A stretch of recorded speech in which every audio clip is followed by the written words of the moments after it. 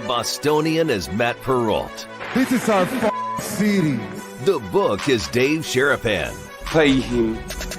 Pay that man his money. Together, they are The Bostonian versus The Book. You covered! You covered 12! I covered! Follow the show on Twitter at Boston versus The Book. How do you like them apples? Bringing you the best insight on sports betting news, Matt and Dave's daily picks, and an entertaining and unfiltered dive into the sports betting industry. Here's Dave Sharapan and Matt Perrault. And here we go.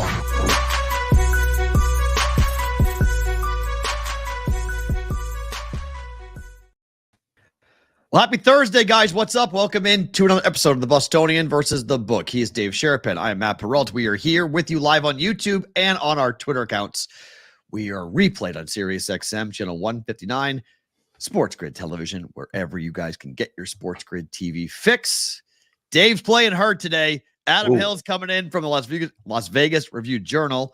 Yep. Couple of reasons why we're talking to him today. We'll get to that here in just one second. But how are you on this Thursday? Running hard this week. It caught up to me. I got home last night after Nick posted that picture. I want to give Nick credit right at the top.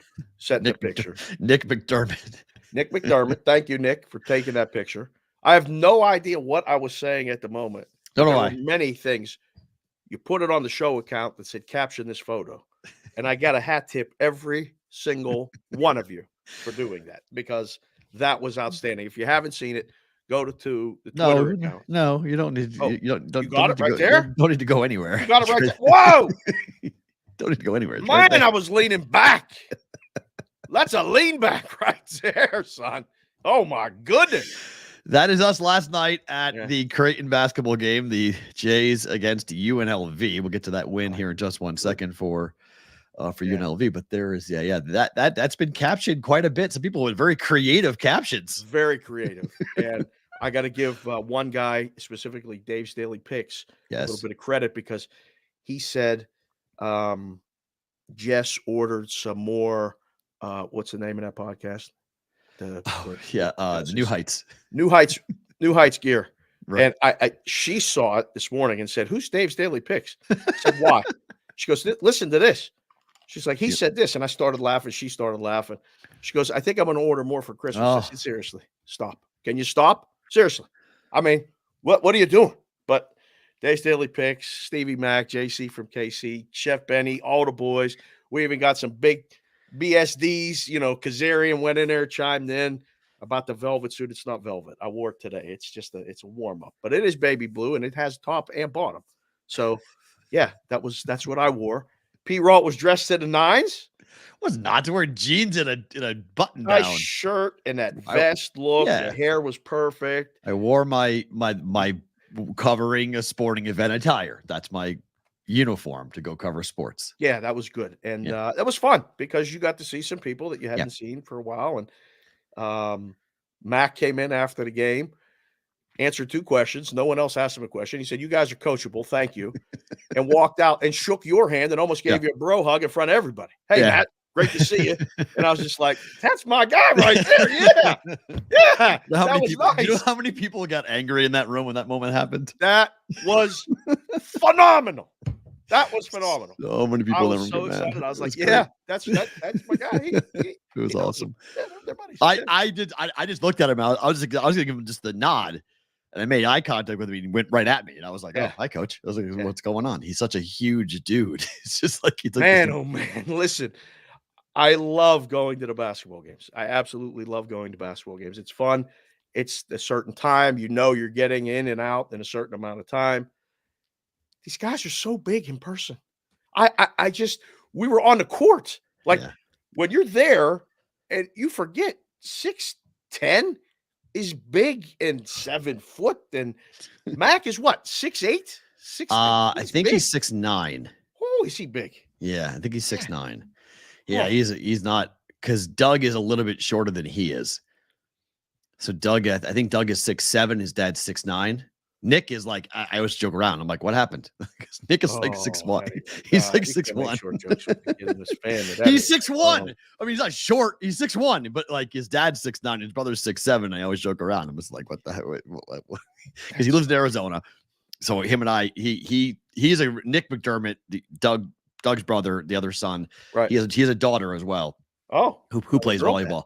Man. Yeah. I mean, the McDermott family is just, they're incredible people. His wife is incredible. And it's why they do the pink out, because she overcame breast cancer. And so that's a really big thing to the Creighton University family and Coach Greg McDermott's family. But he lives in Arizona, and he always stumbles upon the show in weird places. And he sends me messages on Sports Grid. He'll like find the show in some weird bar in Arizona and be like, I am always running into you. Like, what? That's tremendous. Yeah. So that's great. So he was at the game last night. He takes that picture of us and sends it to me. And then I'm like, where are you? And he was like, I'm in a suite.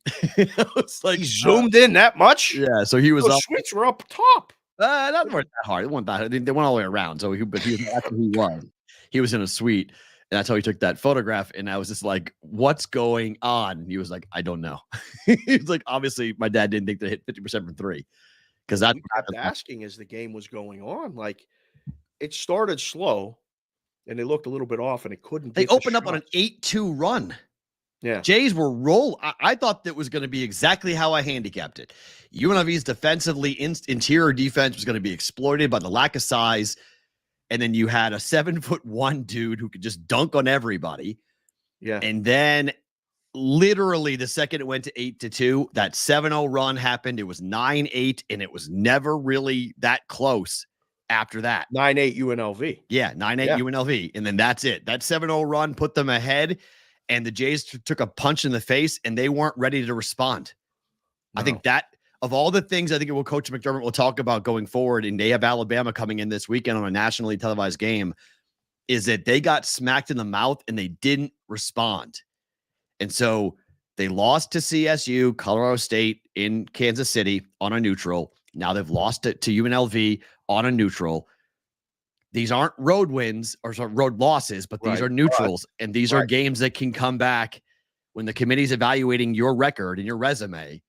These are losses that could really stand out and be glaring. UNLV lost to Southern. They were 21.5-point favorites. They lost at home in their first game. Like, that's a loss that at 4-4. That's the first win for UNLV over a top 10 team since 2014. Look, I'm not trying to diminish what happened, because it was an awesome moment for you. I mean, so many people, we were sitting there waiting for the press conference, and I'm listening to these Rebel fans, and they're all saying it's been a long time since we've seen that. It's been a long time coming. Right. So I'm happy for my school that I work for, and I'm happy for UNLV, and I'm happy for, Kevin Kruger, who that's his biggest win. People are calling that the biggest win for UNLV in over 15 years. Like, they beat North Carolina in 2010 at the Orleans. I don't remember that, but that's the game. I do remember that. Okay. Actually. Everyone keeps everyone on online that I'm following for Rebel fans are all, this is the game they keep on harking back to, that like we got North Carolina in 2010. Yeah. That's the last time I felt this good about UNLV in a win and how psyched we are. I mean, they hit 50% from behind the arc. If you had told me before the game that the Blue Jays would score less than 65 points, you could have taken me for a lot of money. Right. I would have been like, they're scoring like 80, they're averaging 86 a game, and 3-point defense for UNLV, they were 320th in the country in 3-point defense. The Jays are the number one team in the country for margin of 3-point margin per game. And not last night. I mean, again, people said, like, yesterday we talked about it, right? Like, new building, maybe a bit of a different travel situation. That was all the Rebels defense. I thought like UNLV did an incredible job defensively last night. They were so good at, one, there were no second shots. They were not getting any second shots. Two, they were having trouble getting open looks. Like, usually is either like a back picker or the point guard will run around somebody and then have a shot, or 13 would have been, he started to make a couple, right? But then they didn't get him the ball because they were denying him the ball. Yeah. So look, Trey Alexander is the best player for the Jays, and he was completely shut down. Second best player is Ryan Kalkbrenner, who got pushed around. And he the always brothers had, for UNLV played. That was so much fun to watch. Oh my they goodness. were tremendous. And the one that was the double transfer, they didn't know he was going to play until literally 2 hours before the game. And he's part of this mass ruling that the NCAA came up with that allowed double transfers to be eligible for 2 weeks in a evaluation process, which it affected a lot of teams yesterday. It was really like one of those strange things where a lot of teams got guys they didn't expect to have. It didn't matter. He played really well. He scored 10 points. He hit 3 threes, but I don't think it really impacted the outcome. The Jays were going to lose that game, whether they had the other brother or not playing in the game for UNLV. The thing that was the wildest about it, those were the softest rims I have ever seen in person. That might have been what I was saying. Like, I can't believe that went in again. I can't believe that went in again because it was hitting the backboard, spitting to the rim, back to the backboard, back on the rim, and then rolling down over and over and over again to the point where I was saying it so loudly that a Rebel fan turned around and said, I just said that too. These rims are ridiculous. Yeah. That was like Maui. If the Jays actually could hit shots last night, they could have scored 100 because they put the ball. They were just not driving to the basket and not doing what UNLV was doing. But those rims were completely like a carnival ride, like a cone to get the ball into the basket. No question. And we were talking about it both with a little bit with those guys in front of us, but just the two of us, like that may have been a little bit of a roadmap on what to do against them. Like really clog that middle and make it impossible to penetrate the lane and kick out.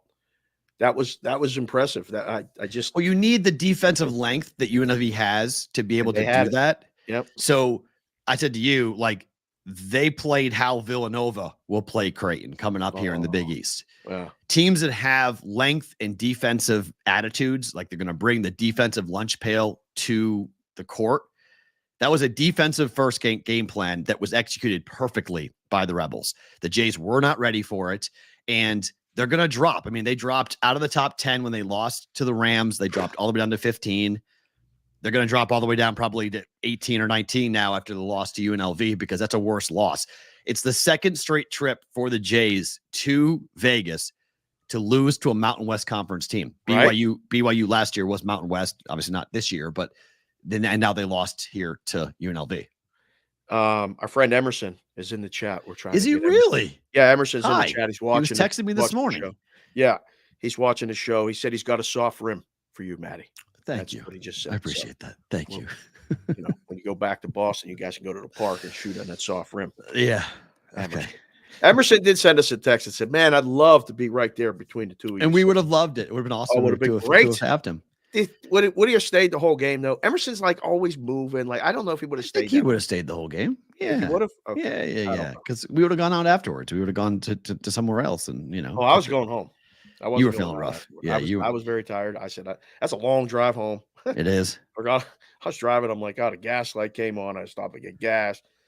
Came home, said, "I'm shutting it down." That's it. Right.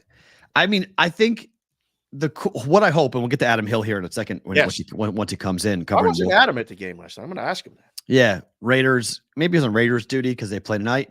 He covers the Raiders and also UNLV. I really hope, and I went and did this morning because I talked to you about the ticket prices, and you were like, ticket prices are expensive. You can get in. The cheapest ticket to get into a Rebel game is $11 during the regular season. Yeah. Now it's they play coming up on the 21st. They have a holiday game coming up, the next home game. Okay. And I hope that they start to see, I hope people support. I mean, I want people to go college athletics, college sports in general. When you're in a market like Vegas, it's really difficult to cut through the noise. Yes. It's hard to get people's attention in this town because there's so many other things to do. Yeah. Wu-Tang is having a residency. Like there's just things just pop up out of nowhere. Like, hey, we're having a show here. We're having a show here. Fountain Blue last night, Tom Brady, Justin Timberlake, like every big share. Nice. What was that? Every single big celebrity A-lister was in town last night for the Fountain Blue Open. Yeah. And there was a 4,000 person, invite only event that took place. And like, that's, and then at midnight it opened up for the public and all the public came pouring into that. So that's difficult. I mean, that's tough to compete with. Yeah, it is. And listen, I got here 2003, 2004. They had a couple runs there. Like we went to the Mountain West conference tournament. It was awesome. Right. I've taken the kids to games. I go to the UNLV hockey games, which is a club sport, but that's at the rink by the house. I love going to games, period. And for them to be competitive like that, that was fun. That was. I hope that means all the something. people that were dressed in a baby blue and all the Creighton people, they were just kind of sitting there like, what the hell's going on? I couldn't believe it. I mean, they flew all again. Believe it. Second straight year, they flew all the way to Vegas only to get their butts not well. They lost to you. It was a 3-point loss to BYU. It was 83-80, but they trailed the whole game against BYU last year. I mean, for basically the 10-minute mark of the first half, they weren't really in the game last night. They were out of the game. They were not competitive.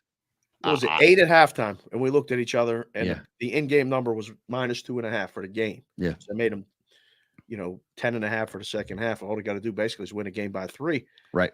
And we were both like, wait, see how the second half starts. And the second half started, we were like, No, I thought called it at the 10-minute mark. You're like, this game is over. Well, I thought the first 5 minutes of the second half, it's like, let's see where they are after the first 5 minutes, because if the Jays come out and go gangbuster and get the lead and tie the game, they'll win the game. The lead grew. It went from 8 to 12. Right. And I looked at you and there was You're like, that's over. 15 minutes left. And I'm like, they're down by 12 ago. They're not coming back. Yep. Because the Rebels were taking the air out of the ball. Yes. Like they were literally walking the ball up the court. And then hitting a 3. And then hitting a 3. Right. And then running their offense and then burying an open 3. I mean, it was perfect execution. And like, that's why I love sports, because you don't see that coming when you walk into the building. No. Like you don't see UNLV executing perfectly defensively and then running their offense perfectly and then drilling 3 after 3 after 3. Like you just don't expect that. Yeah. And you walk in, you walk out with 2 very different impressions of what the Rebel basketball team could be this year. No question. Yeah, that was fun. It was a nice win. It was a big win. Hopefully they grow and they build upon it, but hopefully people go. Like I hope the city starts to like give Kevin Lon's there. His dad is a Hall of Famer. It's right there. He's got a guy helping him out. He's got one of the best basketball minds in the last 50 years. So, I mean, that looked like a Lon Kruger special last night. I was like, that was Lon Kruger drawing that up and Kevin executing it perfectly with his players.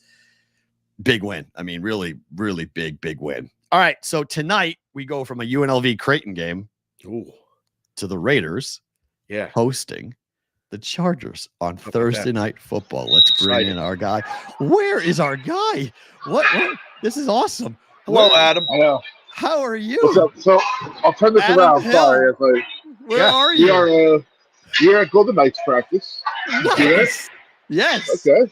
It sounds So awesome. I'm in a back corner back here. So hopefully you guys can hear me as I try to finagle a little stand to talk to you on. You sound great. You look great. Where were you last night? Why were you not at that UNLV game? Good question. There was a credentialing snafu by me. My fault. Okay. All right. Okay. And then I went over there to buy a ticket and saw the ticket prices and did not do it. And I should have just done it. It was worth it. $149. What? Yeah. What? Yeah. See, Matt? That's what I'm telling you. That game was $149 last night? Yeah. So I said, you know what? I'll just go watch it on TV. So I was at home watching on TV as I did some writing.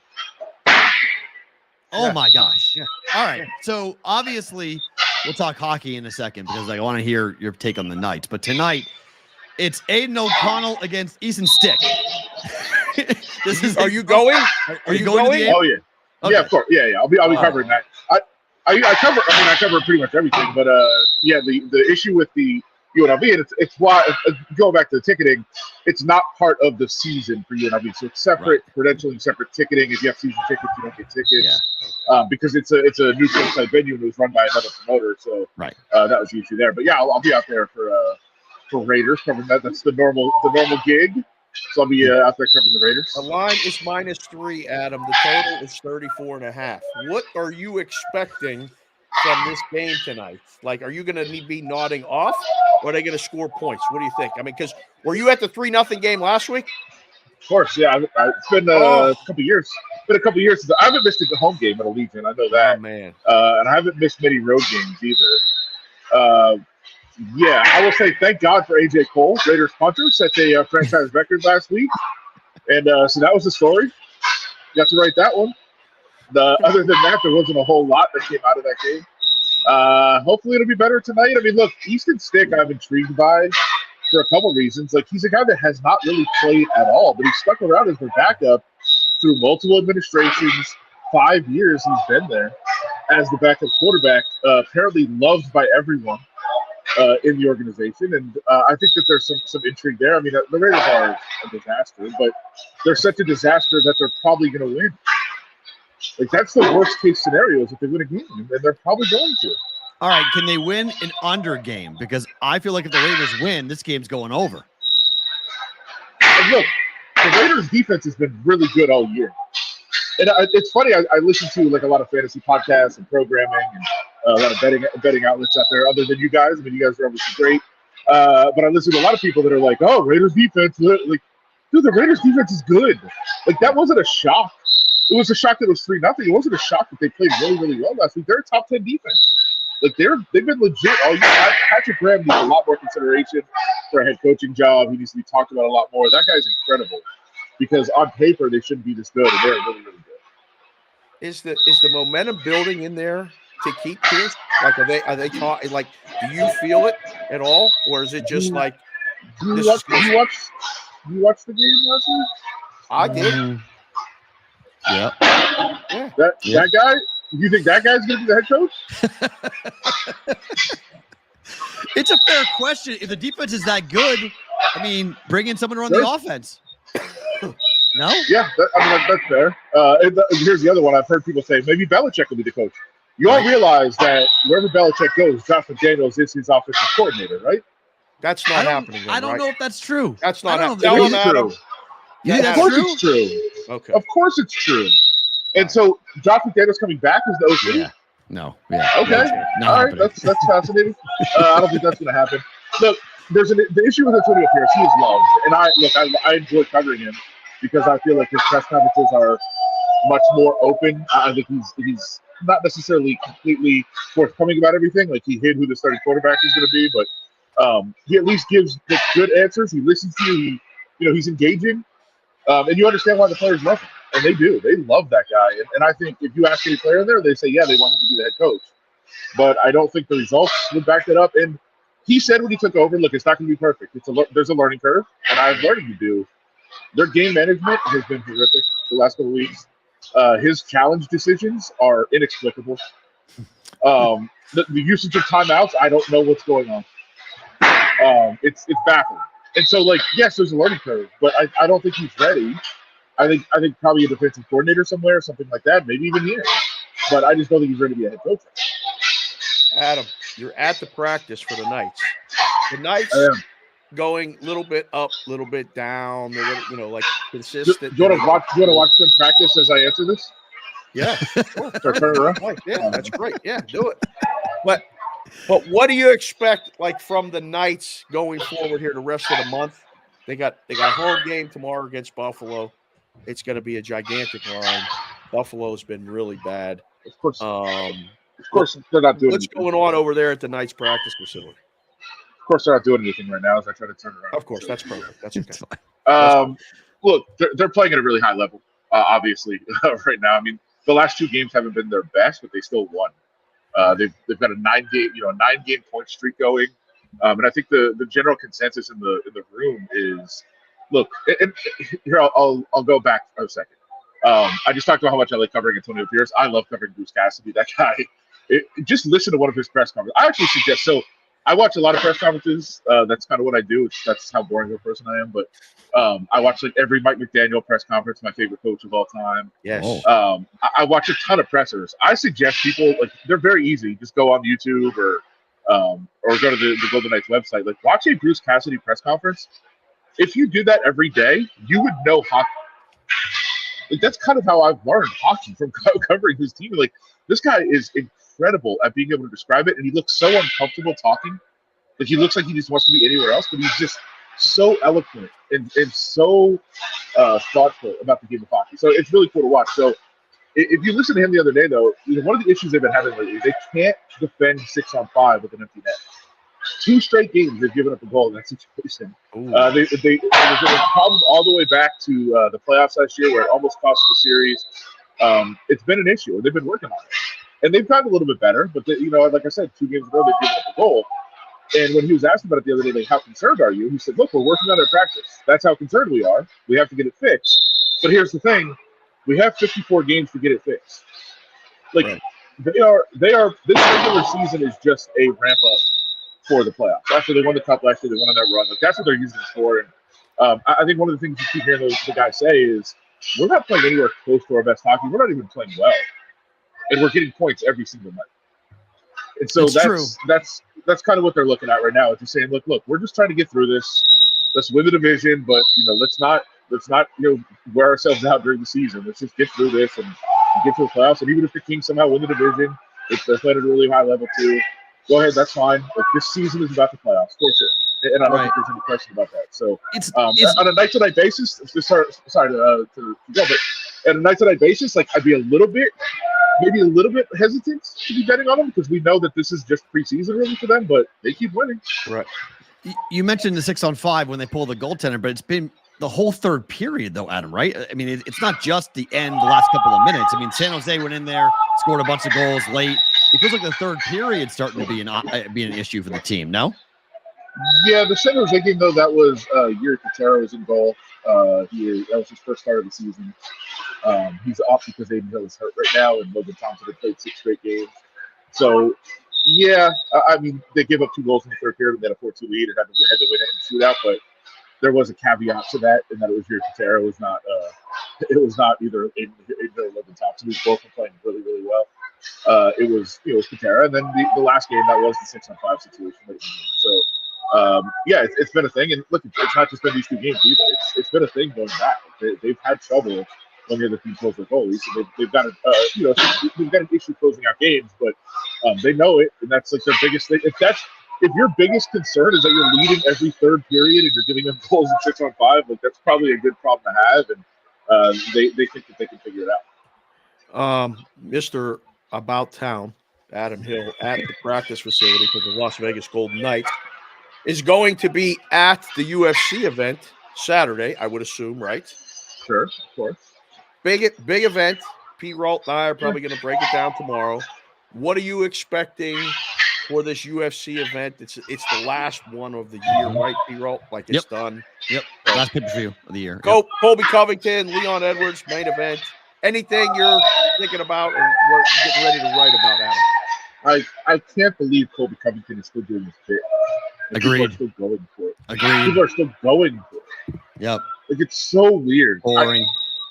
It's boring and it's fake. And then now, like, people believe it to the point where he's being held up as like a political hero. Like, what are we doing? He's a liberal playing, like, he's making fun of MAGA America, and then MAGA America, like, Donald Trump had him in his office, and like, that's insane. And he's still doing it. So, how much does it affect you as a fighter if you're playing a character all the time, right? Like, is it hard? Is it hard to keep that going when you're not when you're actually the case? I don't know. Like, I guess the point is, I watched it yesterday and I was just kind of stunned that he's still doing this. But he's really good. I wish that he could just be. So people that don't know the backstory, he was just a really, really good fighter, a really good wrestler who 0 people cared about. He could not get people to watch his fights. Nobody cared what he was doing. He was just winning in a boring fashion, and that's what he was. And then he played this character and became this very popular, like, star. And it's still, like, I think you're at the point now you can stop and just be a fighter. Just be a fighter, right? Like, that's what doesn't make sense to me. But he's really, really solid. He's a really good fighter. He's just not exciting. The over is minus -180. Adam, the over is 4.5. Over -180, -195. It's going the distance. He's boring. Pretty much, right? He's boring. He's boring as hell. Yeah, that's why he does a character. That's why. So, look, I don't think I would lay that number, that kind of price on an over in a 5-round fight. Right. I think it's probably the right side, but that's a big number to lay. So I think I would try to look for other ways to attack in this fight for sure. I'm certainly more intrigued by the Paddy Pimblett fight. Thank you. I was going to ask you about that. Yeah. He's a guy who I think has the potential to just on his character be a star, just because half the people hate him, half the people love him. half the people want to see him get beat up, and I think that's kind of what you want out of Patrick Star. And this fight is really, really interesting because I think Tony Ferguson is washed and old and everything else. Whoa. See, so you're not buying this whole resurrection thing with Ferguson. You think he's done? I mean, the 8th time that he's pulled this, I'm revived, I'm a new person. Look, I think he's a better fighter. You know, if you tell me they're both at their absolute peak, I think Tony Ferguson is the better fighter and he wins. But I don't know what that is anymore for Tony Ferguson. Right. And I also feel like there's going to be a point where like he takes one shot and it's over. Okay. So and I don't know if he's at that shot yet. Right. I mean, for Paddy Pimblett, this is the measuring. This is the litmus test as to whether or not this kid's going to be a star on the championship level, right? Yeah, for sure. Like they're trying to use Tony Ferguson's name to put him over. Like that's what they're trying to do, and they hope that happens. And Tony Ferguson still has his fans for sure. So we'll see how that fight plays out. But obviously, you know, they would love for sorry, just got a funny email that popped in the phone. They would love for Paddy Pimblett to win and become like a mega star off of this. Right. And I think, you know, that would be my inclination of what happens. But you're right, Tony Ferguson is selling this, hey, like I figured it out again. I'm back to my old self. Like, yeah, I'll believe it if I see it. Adam, last time you came on, this is the last one for me before we let you go, or Matt has one more for you. You came on, and everybody knows you as the guy who does not like mascots that don't have pants. Like literally, exactly. It was you were adamant, and everybody went, "This Adam Hill guy's great. He knows his stuff." What is your favorite Christmas music? You have, because you're a music guy. Like, is there a go-to that when you get caught up in a holiday spirit, you're like, "Yeah, I got to hear this." What is it, Adam? You're not gonna like this. Uh-oh. What? You sure you want to do this? Yes. Yes. I don't participate in traditional holidays. Nothing? It's not Christmas in Hollis? Nothing? I mean, that if you're gonna go with a song, sure. But I could listen to that in March. Right. Why are you gonna tell me, hey, here's a month, listen to this music? If I like something, I'll listen to it. I don't need somebody to tell me when the right time to listen to something is. Adam, tell them. It's just a random day. You're working. It's a silly tradition. That day. You'll be working on Christmas this year. I'm more of a Festivus guy, of course. And very excited that Curb Your Enthusiasm coming back February 4th for its final season. Very excited about that for sure. But yeah, I don't participate in the traditional holiday. I don't like people telling me a day to celebrate and be happy. I just like do life when you want to do it. Drummer boy, like nothing. Drummer boy. Good jeez. I would say like the Boyz II Men Christmas album is fantastic. Fantastic. Now it's really good. It's really good. I knew you. But again, I'm not going to listen to it just because somebody tells me it's Christmas time and listen to it. Right. Fair. Adam by the way, people had really strong feelings about the mascot thing. In fact, I heard from an old school mascot, like one of the best mascots in Las Vegas history. Not the actual mascot, obviously. The guy who contacted me, the mascot that reached out to me. And this particular mascot did not wear pants, and he did wear a shirt. His claim is that it's not wearing, because my thing is, look, if you're wearing a shirt, you understand what clothes mean. Correct. Then you would wear pants. I mean, like if clothes exist in your mascot world, why wear a shirt, not a pants? He said they don't wear clothes; they're just wearing a jersey to represent. They're not actually wearing a shirt. They're just representing the team, which is fine.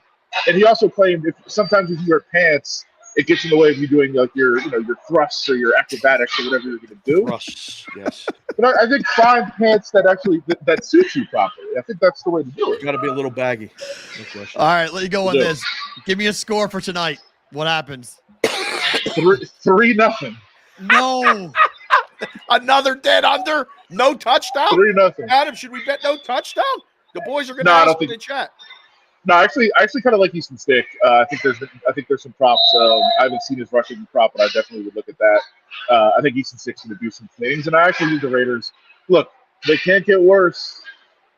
Adam, they're not really going to make the playoffs, right? They're not going to make the Raiders. What? No. Raiders, no. But I will say, so I hate doing this because when I really, really like something and I bet it pretty heavily. Yeah. And then I give it out. I know that it's a bad. We know. It's a bad one. This is what's happening to him right now. Yes. I have not liked the prop in a while. As much as I've written. Hold on.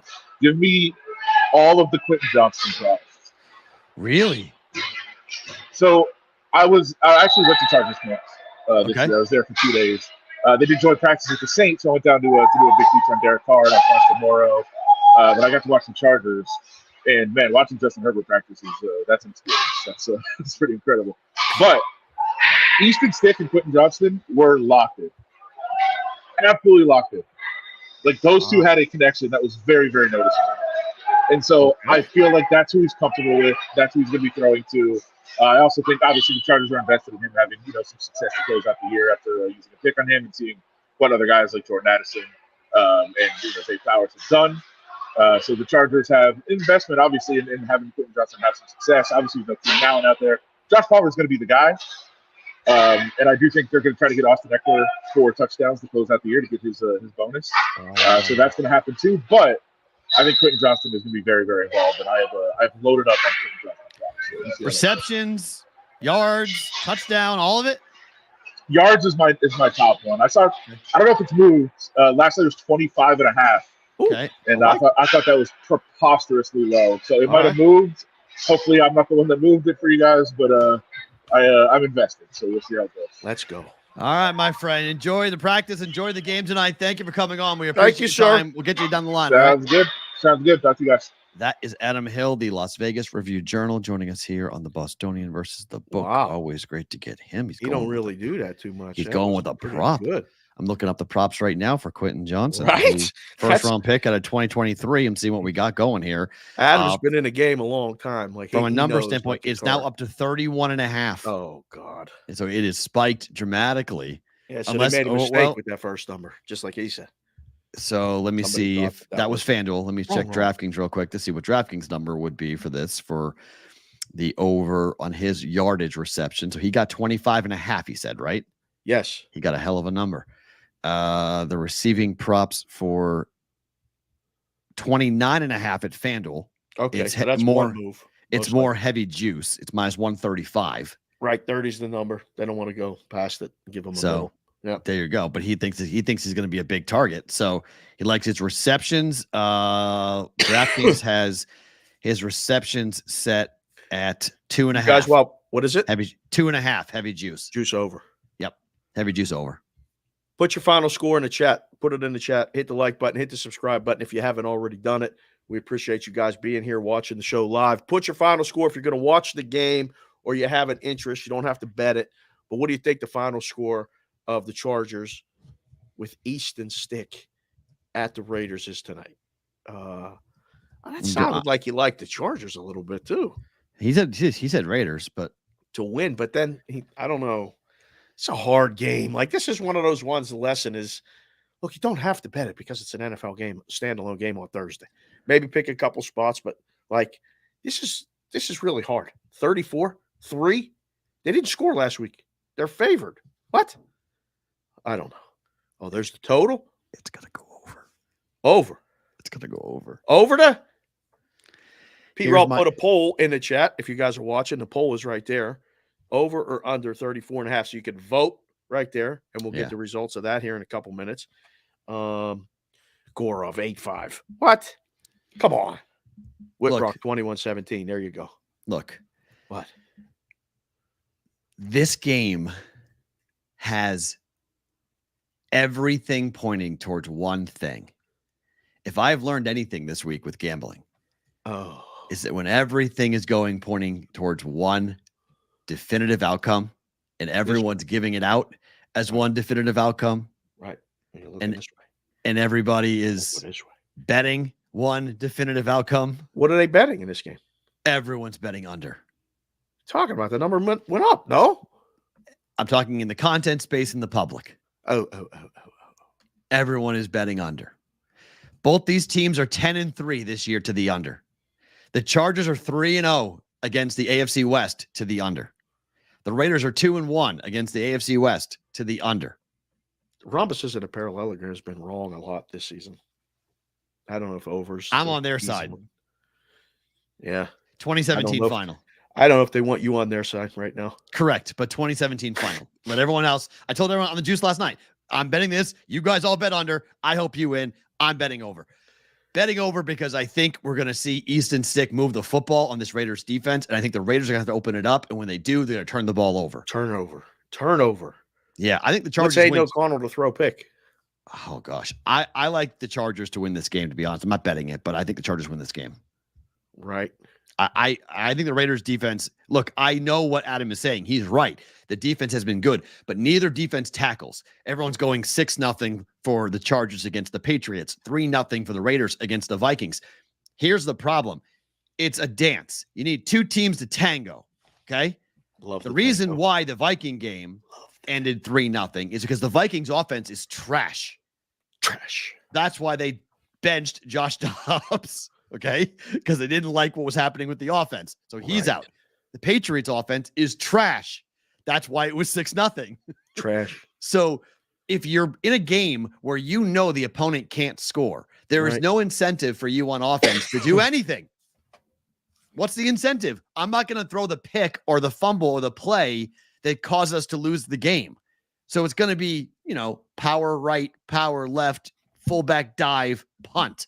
Like, that's just what you're going to do. Wait, are you an offensive coordinator now? No, but like, look at the game last night, right? You on a headphone? What was it? No, look at Unlv and Creighton last night. Yeah. Creighton was constantly trying to go, and Unlv was like, nope.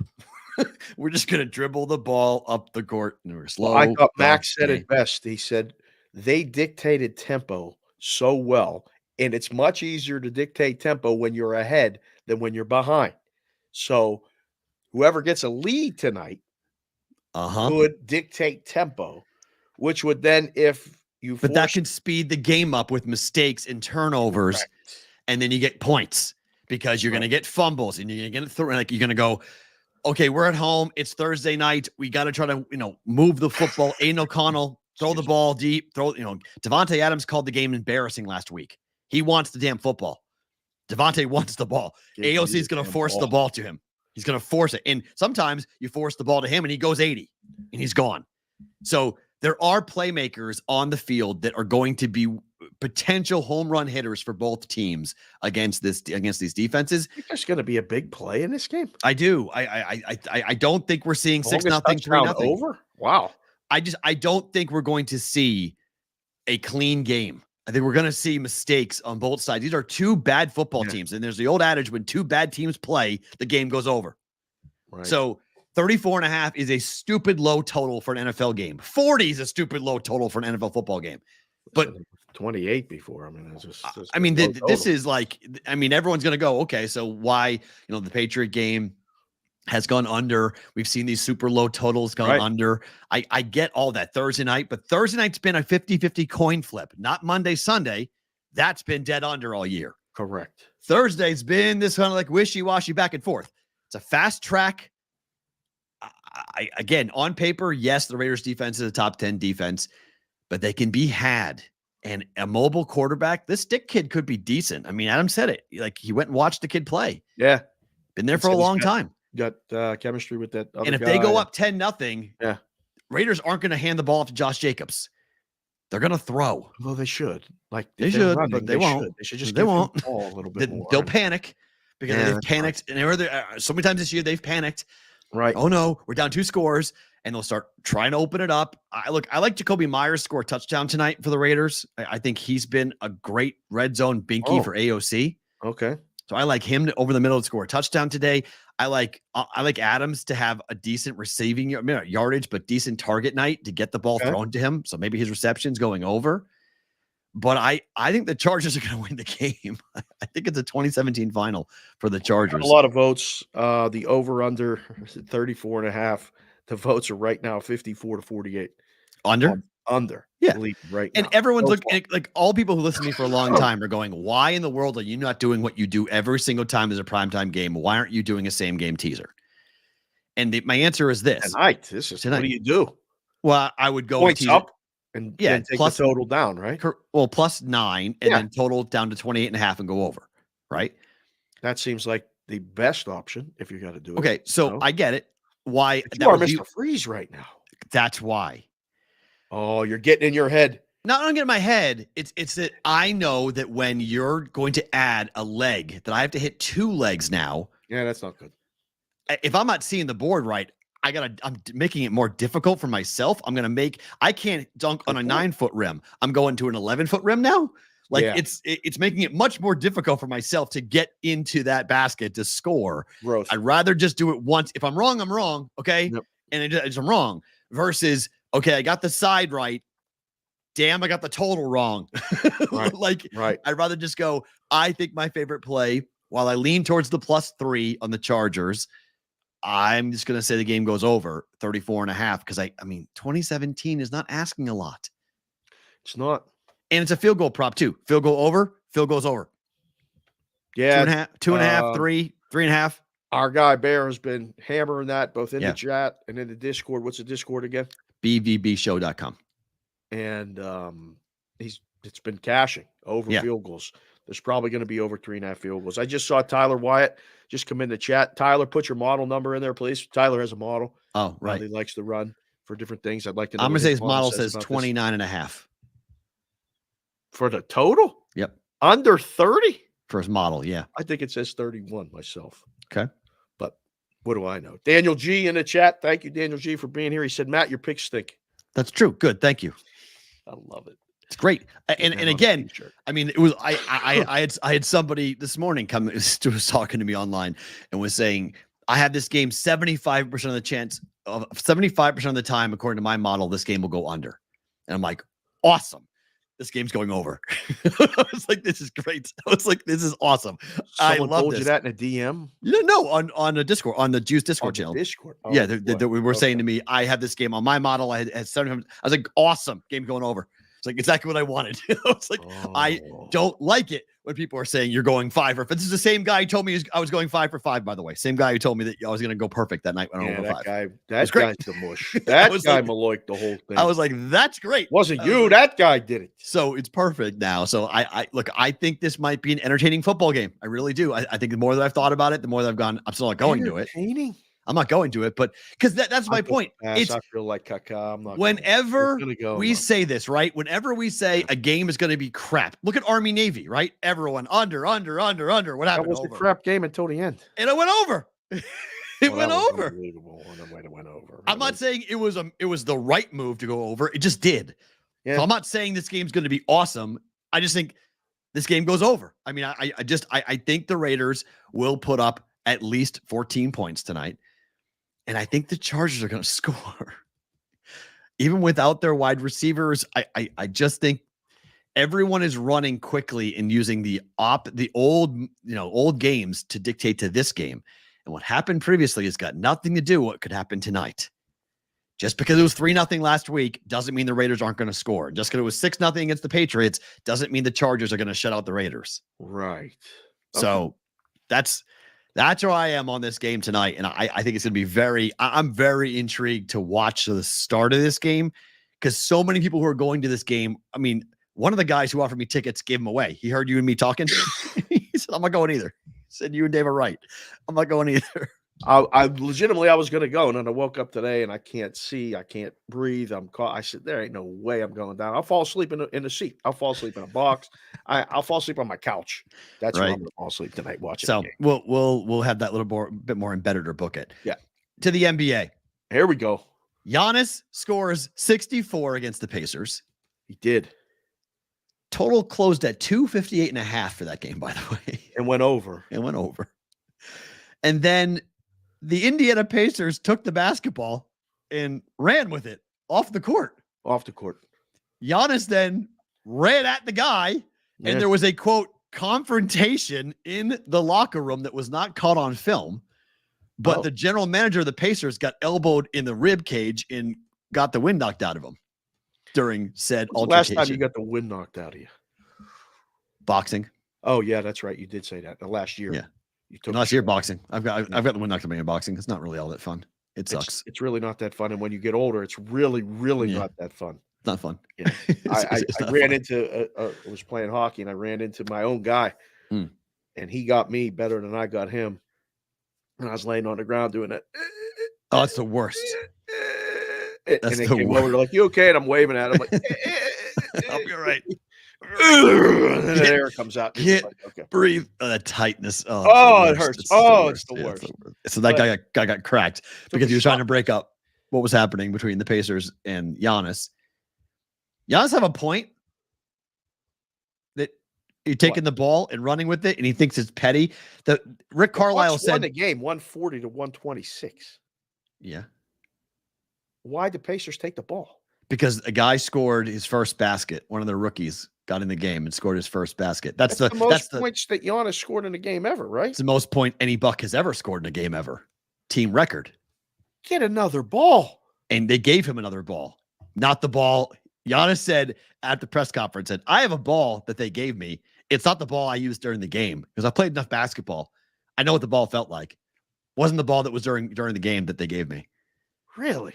Giannis is not an emotional dude. Like this is not what he does.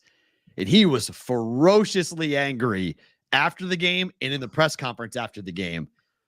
He wants the ball. And Rick Carlisle, his answer was one of our rookies scored their first basket. That's why we took it. It's standard protocol for us to give a guy who scores first. Yeah. And it was like, oh boy, this is going to be a difficult sell.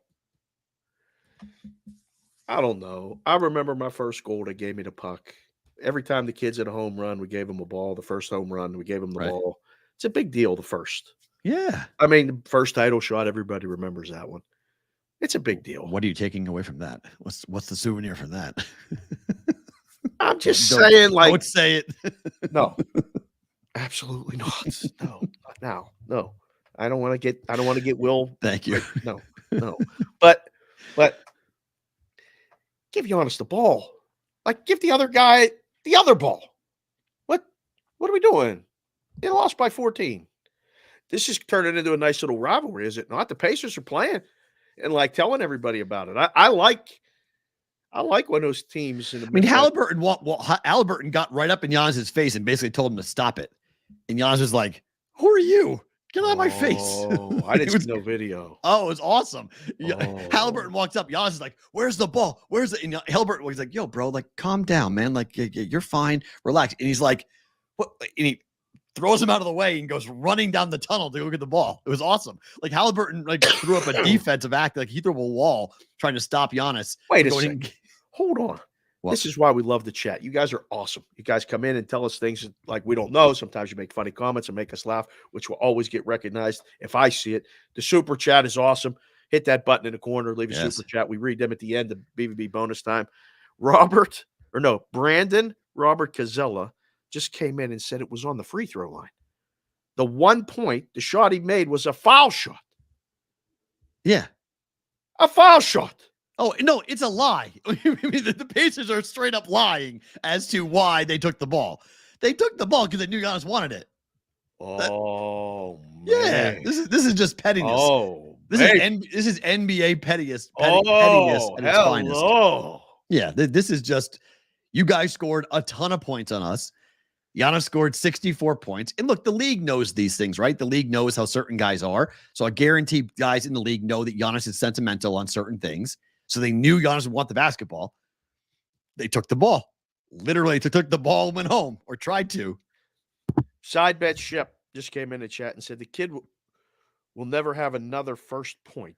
Giannis can go back out and beat that record again if it means so much. You're actually buying that line? No, I'm reading what's No, I know him. I'm talking to the listener, to the viewer. You're buying the Pacers line that they simply were just trying to give a rookie his ball, the first point.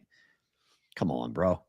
Give him a different ball. Reed for Saks underwear last year at the Super I do. Bowl. I was actually I was wearing the underwear while I worked out the other morning, and I thought to myself, "Wow, it's been 1 year. These are 1 year old. Yeah, they're great. Oh, they're phenomenal. Yeah, they're great workout. I wear them to run all the time. They're phenomenal. Okay. All right, that's good. Guys are putting in when they had their first title shot in the chat. I mean, this is crazy. I don't know what's happening right now. You brought it up. Not reading that right now. We got to wait for bonus time. Yeah, don't read. I saw a couple of them, and don't. No. We talked about this yesterday about Draymond Green getting kicked out of the game for a third time. I did not think this was going to be the outcome, though. The NBA has indefinitely suspended Draymond Green from the league with really no length of time. They're going to evaluate. They're going to give him, it's kind of like what they gave to Ja Morant. He's going to have a bunch of different check marks he has to do to get back onto the court. It's not going to be like a 1 or 2 game type of thing. No. Like he's gone for a while. I saw one little blurb. It said it's 20 games. Like it's going to be 20 games. Minimum. Right. Yeah. So and then he's got to do what he's got to do to come back. And by that time, where are the Warriors when he comes back? Right. If he comes back. Right. I don't know. If it's more than 15 games, it's $200,000 a game. He will be suspended. He will miss. 200,000 times 10 is 2 million, and half of that is 1. So that would 15 games would cost him $3 million. That's a third of that Survivor contest, circa. Mm-hmm. Wow. Tyler Wyatt just came in a chat and said 25 games is what he heard. 25 games. It's for past transgressions too. You can't. Something has to be done. It's the third time he's been ejected, 18th time in his career. And if you're Steve Kerr in the Warriors at the trade deadline, you may have to address this. You may have to go get somebody because of what Draymond has done to you. He's put you in a really precarious position. He's their point forward. Like so much of that offense is run through Draymond. Did they make the playoffs? That was a good question. Somebody just came in the chat and said, did the Warriors make the playoffs right now? Would you bet the Warriors to make the playoffs in the West? I mean, maybe not the 8th, but they're going to make the play-in, no? How can they not make the play-in? The play-in probably, yeah. You have Steph Curry. I mean, you're making the play-in with Steph Curry. I mean, come on. Wow. So, yeah. But maybe not as an 8 seed, or a 6 seed, top 6. You're going to need to play your way in. Do they possibly play better with this? No. They'll learn to play differently. But like we talked about yesterday with Dalton Johnson from NBC Sports Bay Area, he was saying that Klay Thompson needs to accept a lesser role. Without Draymond Green, that ain't happening. Correct. Klay Thompson's going to be those minutes, right? Klay Thompson's going to be the guy. And if Klay's not Klay anymore and he can't guard, he creates a problem for them. That's an issue if he can't be on the floor, if he's just a spot up jump shooter and that's it. That's problematic. I'm laying on the couch last night after we get home. We're watching the show. The show is on the TV, and Jessica immediately changes the show. She's like, I listen to you talk all the time. I don't want to watch this right now. And I'm like, I really love the support. Thank you very much. She flips on SportsCenter, and they show Draymond hitting Nurkic. Mm-hmm. And Kendall's 9. And she goes, what did he do that for? She's like, that was ridiculous. Like, he shouldn't be allowed to play. I'm like, their kids know.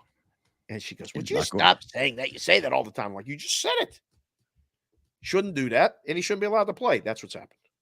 Not allowed to play. All right. This is a very interesting story. You made a mention of it a second ago. Yeah. Circa Survivor, $9.2 million is down to 13 entries. Yes.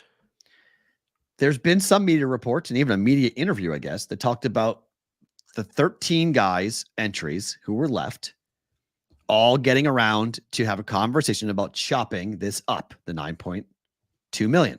Right. So I had to go to the source today and say, is this true that 12 of the 13 said yes to a chop and 1 said no? Our guy Spooky says no.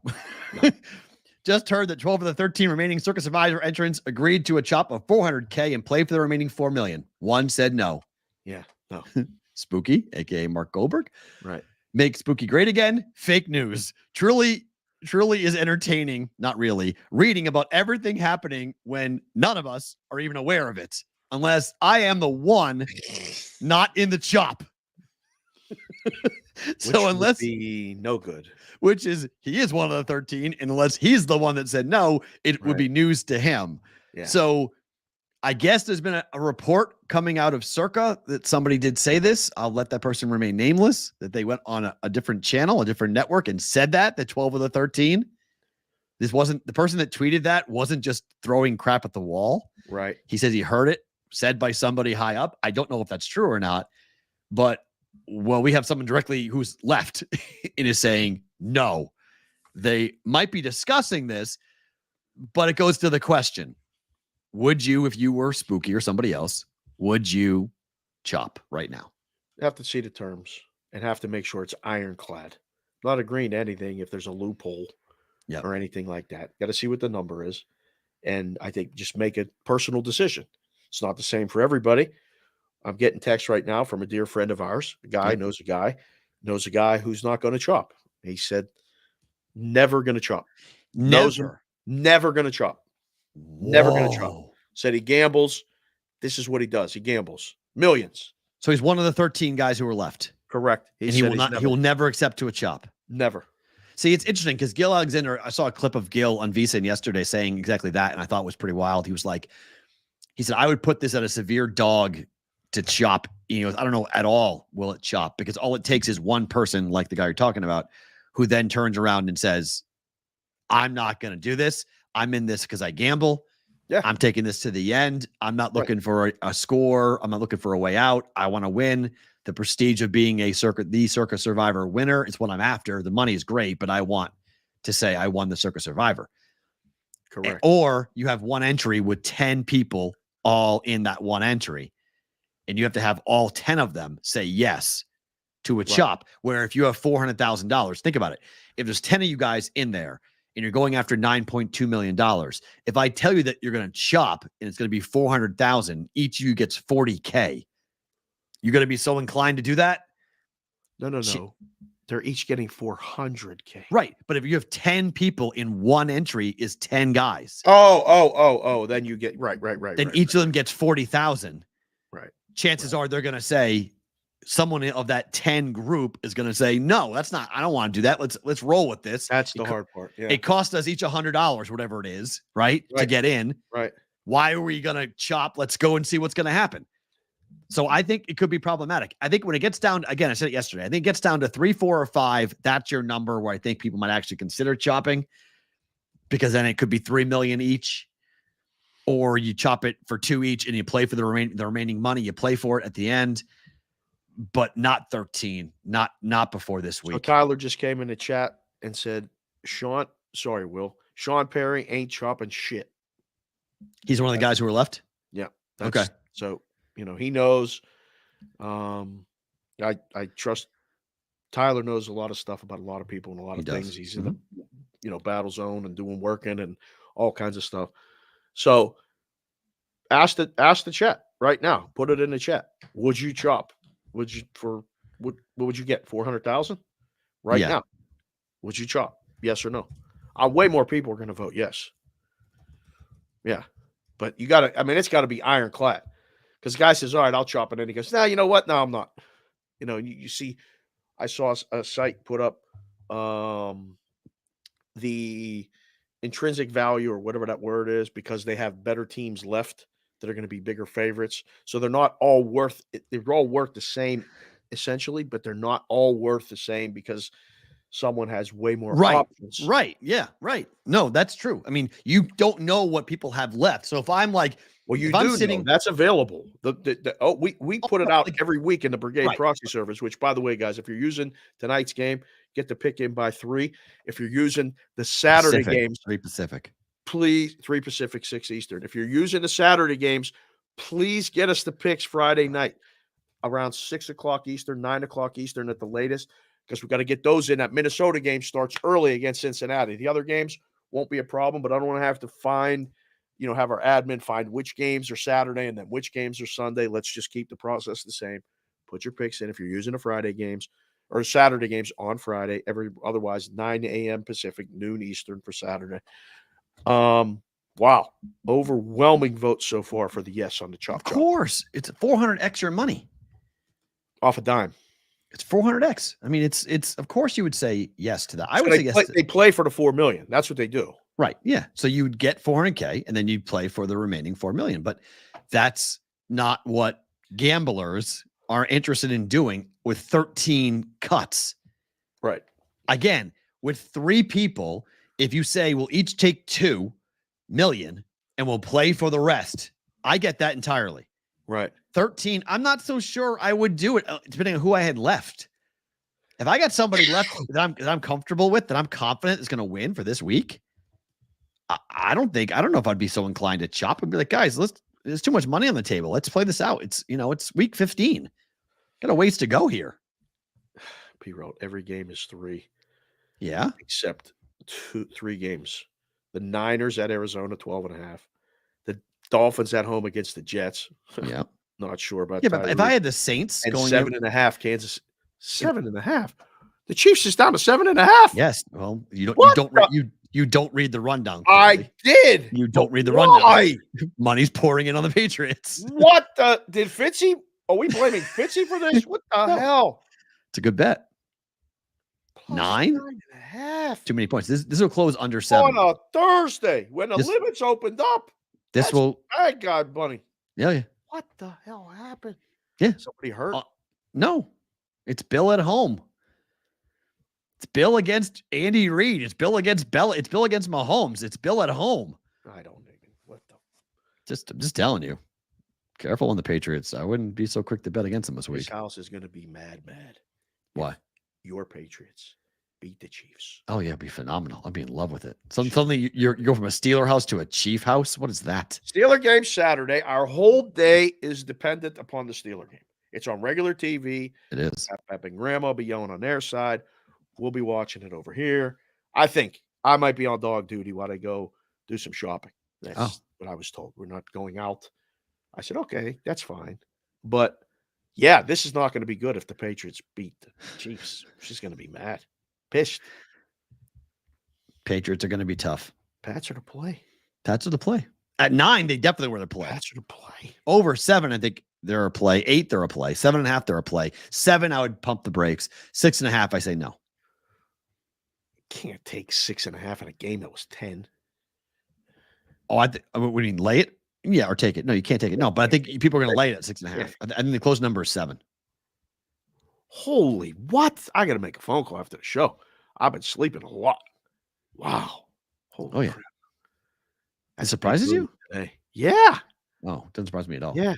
No. Yeah. Something's up. Patriots defense. The Chiefs offense is garbage. You know this. It is trash. Sorry. So, Put I your mean, mouth, JC from KC. You got tremendous You have a great defense against an offense that's really struggling. And the difference is, can the Patriots move the ball against the Chiefs? Answer is no. But this game could easily fall like 10-3. I mean, they've already played games like look at the Jet game. Look at the Jet Chief game. It could be very similar to that. Oh, not that pretty, ugly, low scoring. Chiefs Nobody win, but they win wants that. barely. They get nobody out. wants that. How Chiefs play right now. Chiefs are playing the way that the league is playing, which is under 40 games, consistently going under 40. It's a game time decision. Who wrote that? No, she's not. She is 100% going to be there. There's no way she won't be there. She had her party. Travis did not show up to the party, by the way. They had the party. He was not there. Good. He was studying film. He had no choice. If he had shown up, that would have been a monster controversy. He was smart to stay behind. Like, you ain't going to show up during game week. Patriot week on top of that, after 2 straight losses and 3 out of 4, and you're facing Belichick, and it just came out that Belichick is out at the end of the year. Whoo, baby. Look out. This could be an all-timer for the Patriots. I think Adam Hill, if you guys didn't see it, Adam Hill was on. He's the beat writer for Vegas sports period, but he's dialed in pretty good with the Raiders. I'm pretty excited that he said Bill ain't coming here. Bill ain't coming here. It's a good point. I mean, I actually don't know if McDaniels is his OC, but if that's a great point. He's going to be the OC for Bill, most likely where he goes next. He's never coming here.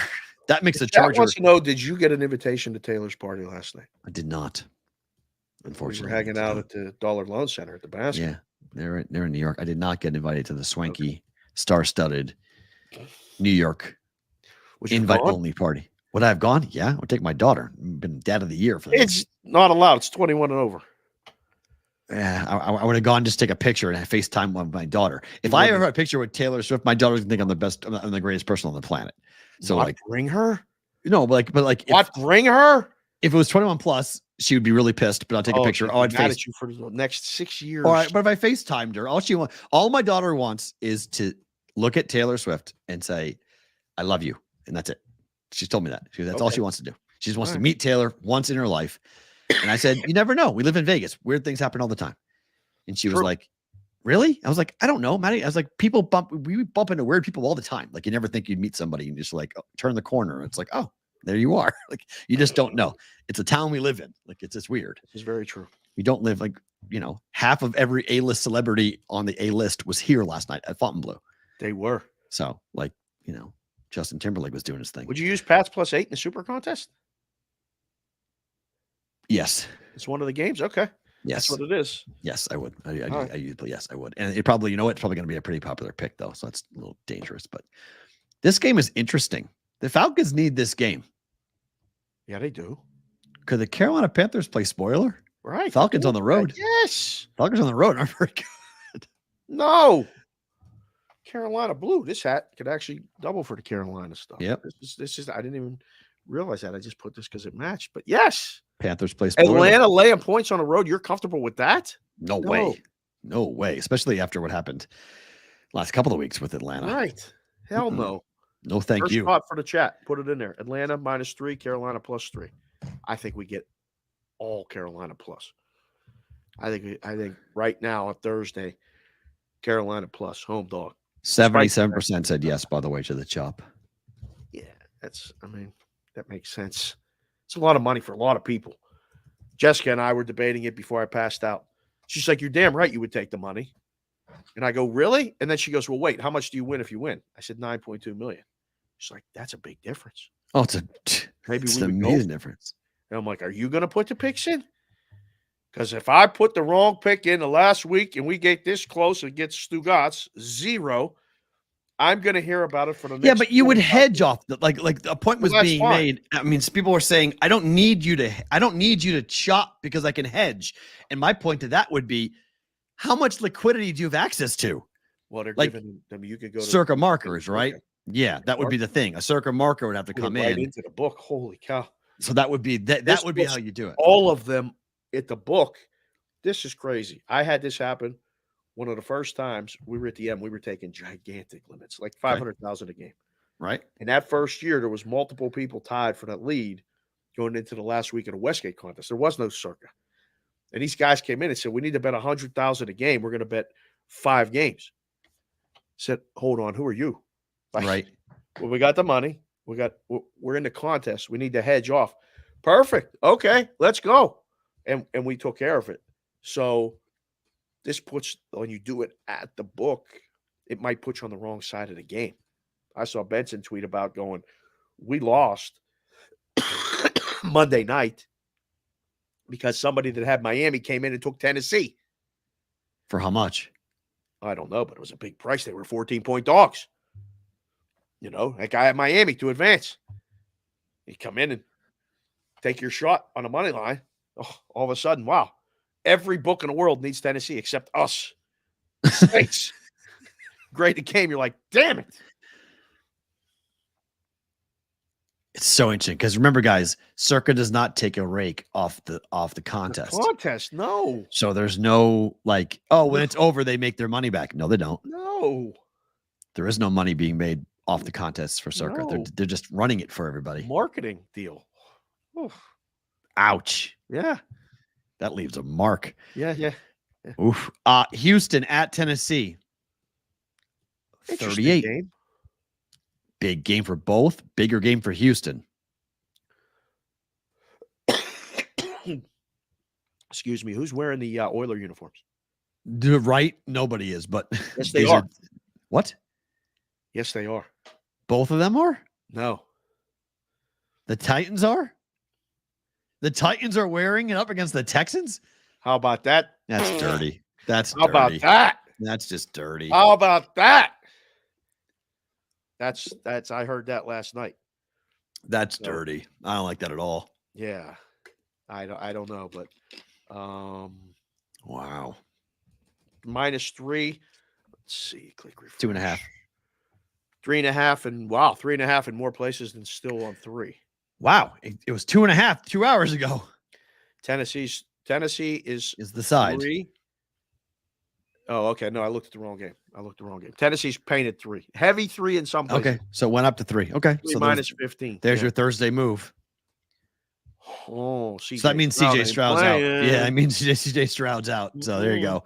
There's your Titan. There's your move. That means no CJ Stroud. Titans are wearing the Oilers. Thank you, JC from KC. Crazy. That's amazing. Saints laying 6 to the Giants. Say that out loud again.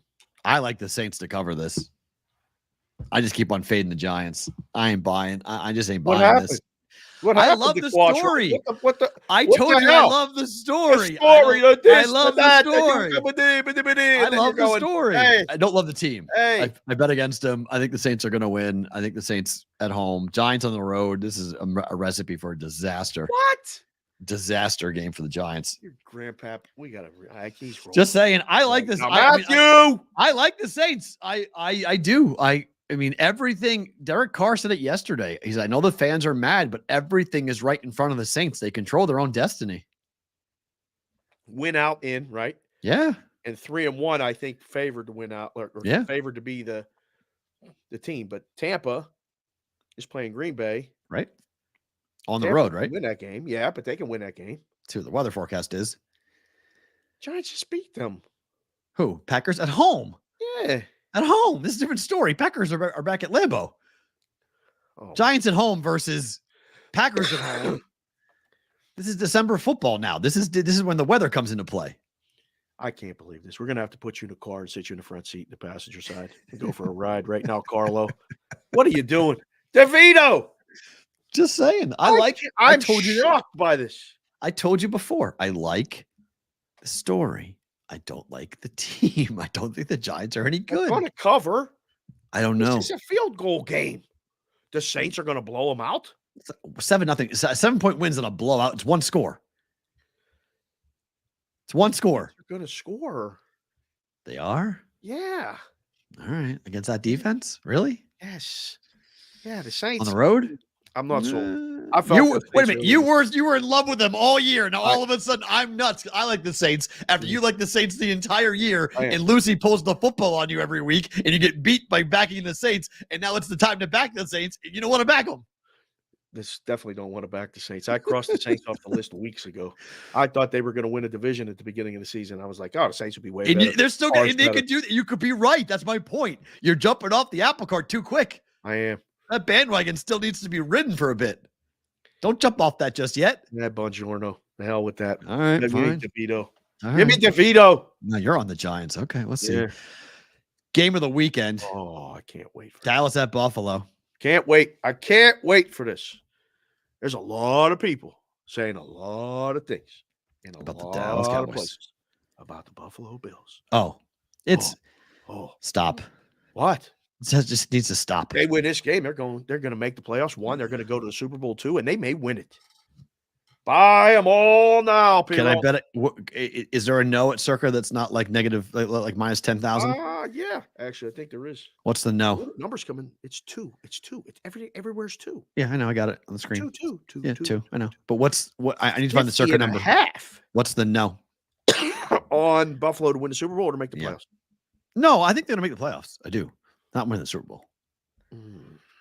I told you, the Niners taking on the Bills is a dream. The Niners will smash. They will. You can put this down and clip this, Mikey. Awesome. Niners, Buffalo Bills in the Super Bowl. Niners will smash the Bills. Are you aware of the double entendre, like word now that smash means? On the social. I don't need to worry about what teeny boppers are saying about sexual different phrases. I get a bot every day. I don't every single day on the Twitter. I'm not saying the word Riz. I'm not saying any of the slang. We're just going to go back. I'm 46 years old. I'm going to use terms that I use. Smash in a sports term does not mean to have sex. I get a bot that asks me, "Would you smash every day?" Yes, that's not. I'm not. I've never I'm not used smashing. The first time I ever heard that term was during Friday Night Lights, the TV show. And it just became, a whole thing. That's the first time I ever heard that term in reference to sexual relations. Right. And I'm not using it in that way. I don't need to smash. It's silly. So wait, the Bills. Oh. Ooh. What? Bills to make the playoffs right now. Yeah. Yes. No. At Circa. Yes. Minus 115. Bet it. No. Minus 105. Flip a coin. Bet the yes. Right now. I'd bet the yes. They make the playoffs. Yeah. They can lose this game and still make the playoffs. Need help, but yeah, I was going to say they need a lot of help. That price is going to go drastically the other way. There are two versions of Dallas. Dallas road, Dallas home. Need to quantify this because the Cowboys on the road are not the same team. Okay, they're just not. They're not. And Bills win this game. Bills cover. Bills to win the AFC right now is only plus 875. Yeah, even higher. Come to Vegas. They got to win like 8 games. Not in a row. 3. Or go 6-1.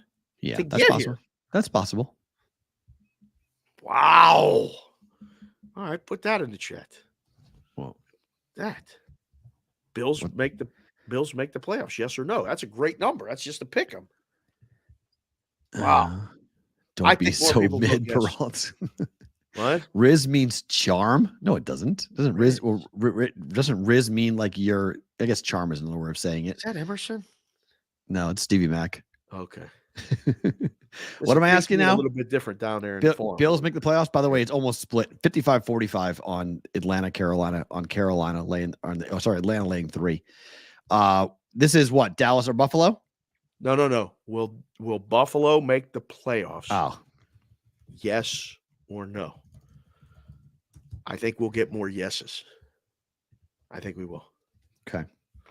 You said yes? I think they make playoffs. Yes, I do. Okay. Yeah. Right, there it is in the chat. Vote on it in the chat. That's good. A game goes over or under. And it's only Thursday, so we're going to talk about all this again tomorrow. Game goes over or under. I'm going to actually say. Oh, look at this. These guys on ESPN are all wearing fedoras. Wonder where they got that idea. Wow, that's great. It's good. We had it first. Been wearing a fedora my whole life. Look good, Perk.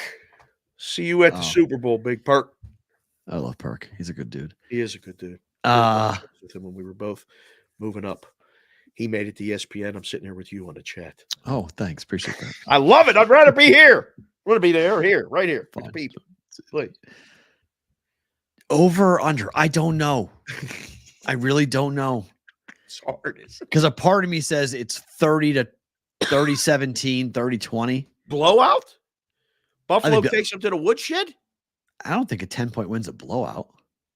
With 2 elite teams, the spread is 2. Dallas's defense is not elite. Dallas's defense is opportunistic. They're going to pick off Josh Allen for sure. But they're opportunistic. They give up big plays all over the place. They do. And on the road, they really do. Look what the Niners did. I mean, they give up big play after big play on the road defensively. Yes. So a part of me feels like the Bills are getting 30. What do the Cowboys get? That would be my question on the total. But it could be 30-27. Wow. So what's the weather? I don't know. We'll check that. We'll look that tomorrow. It's Wednesday. It's Thursday. I guess it's Thursday. I got to look at it a little bit earlier. Baltimore at Jacksonville will be the last game we talk about here for football. Sunday night football. Yeah. Is Emerson still in the chat? No. If he is, he's hiding. He's not saying that. A resident Jags fan. Yep. He's out walking the dogs or something right now. Shaving his beard. Manscaping. Doing something. Who knows? I don't know what he's doing. Thanks for the visual. Appreciate that. Hey, listen. This Nick McDermott visualed everybody yesterday with my groin. That's fine. Those pants are comfortable though. What surprises you more here? Jacksonville just wins outright, or Baltimore lays the wood on them? This Jacksonville tumble continues, and they're in serious danger of making the playoffs. Missing the playoffs, I mean. What did I say? Making the playoffs, yeah. Danger of making the playoffs, which we're for our viewership needs them. Yes, it would be in danger of making the playoffs because nobody wants to see Jacksonville with a backup quarterback play. Like they got a shot to stay in this game or no? Yeah, they do. Because the Ravens aren't like they're very good, but they're going to win games by the skin of their teeth the next couple of weeks. Right. Without Mark Andrews, their offense just isn't as potent. It's just you can see it. Like there's just a piece missing that you're like, where is that? Oh, it's Mark Andrews. So Zay Flowers is good. Beckham's doing all he can do with his limited abilities now. They can run the ball fairly well, and you still have Lamar. Ravens win. I don't know if I would say this is a pretty tight game. Could be a field goal, last play type of win for the Ravens. It's painted 3 now. Number feels right. That's perfect. Road favorite 3. Total 42, 42.5. Perfect. Yeah, number feels right. We'll get a lot of stuff to roll to it again. We'll have it. I'll have a better feel for it after the way Sunday plays out. I don't really know right now. I still think the Ravens continue forward. It's not the worst thing in the world if they lose this game. Ravens? Yeah. It's not the worst thing in the world. They're not losing the division, and they're still in line to get the home field. So I think they win, but we'll see. 49 and light rain in Buffalo on Sunday. 49. Sweet Lou from the 412 said it's going to be about 42. CBW is up there. 40, light rain in the afternoon. 50 degrees on a Buffalo December day is unbelievable. That helps down. I mean, it does. I'd sign up for that, but it's still outdoors. But I would, my gosh, when I go back to Boston, we're looking at 50-degree temperatures. I'm in love. Wasn't it like 3 degrees in New York City yesterday? It's cold. Yeah. Somebody sent me. Oh, it's 42 right now. There you go. What was the preseason win total for the Bills? 9.5. It was 9.5 or 10, I think, right? Yeah. Let's see. Yeah. Oh, okay. So we'll look at Buffalo, New York weather. Yep. We'll have everybody come in roll call Friday. Anyone in Buffalo and give us a weather report for that. Let's see. So the daily forecast for Buffalo, it's going to be low 40s. How about that? So it's going to be at kickoff 43.